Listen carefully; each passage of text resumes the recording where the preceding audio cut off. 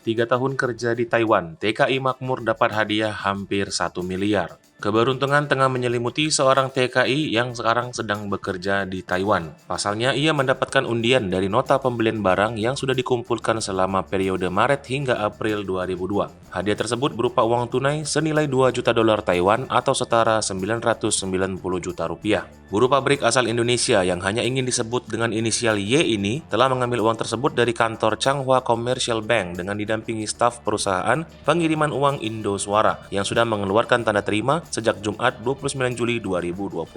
Diberitakan Fokus Taiwan, awalnya Y yang datang untuk bekerja di Taiwan sekitar 3 tahun yang lalu datang seorang diri sementara sang suami dan anaknya tinggal di Indonesia. Pekerjaan migran Indonesia ini awalnya bekerja merawat perempuan jompo di Taiwan sebelum pindah ke pabrik di Taoyuan pada Mei lalu. Usai mendapat uang tersebut, Y berencana menggunakan uang hadiah ini untuk membeli tanah di kampung halamannya di Indonesia agar keluarganya dapat bercocok tanam.